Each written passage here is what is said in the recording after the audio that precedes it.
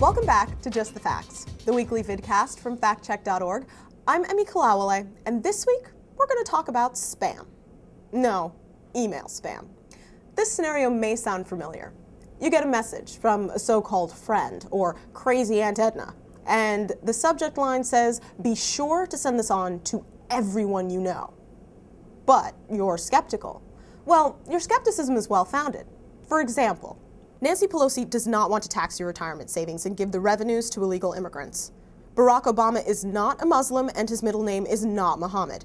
He took his oath of office on the Bible and places his hand over his heart for the Pledge of Allegiance. The Bush administration is not pushing the draft and never has. And no, the Clintons are not charging rent to their Secret Service detail. Hillary Clinton was not named after Sir Edmund Hillary and the earth isn't flat. Okay, that last one was just to see if you're awake. But seriously, how much of this stuff is bogus?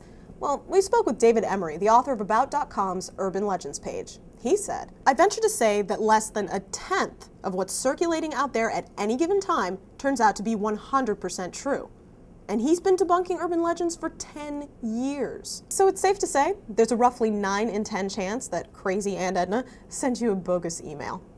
But how do you know when an email is fake? Well, here are a few telltale signs of misleading spam.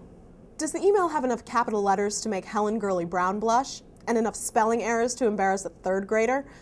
Or perhaps there's a conspiracy theory thrown in. You know, the press doesn't want you to know about any of this. Or perhaps the message insists that it's true. To paraphrase Shakespeare, an email like that doth protest too much. For example, this one says it's not a hoax, but contrary to what it claims, you won't get a dime if you forward it to your friends. And here are some questions you may want to ask yourself. Do you know who wrote the email? If it's anonymous, it's probably junk. And even messages that seem credible need checking. Does the email link to a source? If so, check it out. This one cites the Tax Foundation, but the Tax Foundation itself calls the email incorrect. Every number in the email is wrong. So don't take the email at face value. Click on the link and see if it truly supports the claim. If you don't have time to do this, then don't waste time forwarding the email.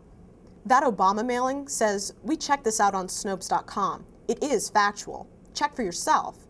Well, we did check. Snopes says false in big red letters. And finally, is there math involved? These tables look so authoritative, but we checked and the numbers didn't add up. It's just not true that more soldiers died during Bill Clinton's tenure than died fighting in Iraq and Afghanistan. And now for the simplest tip of all. If you're not sure it's right, hit delete. That's right, don't send it to your book club, don't send it to your fantasy football buddies, and don't post it on your favorite message board. Just delete it. And that's it for Just the Facts. This is the 3rd week of March. For more on smelly email spam, be sure to check out our website at www.factcheck.org. I'm Emmy Kalawale. Thanks for watching, and see you next week.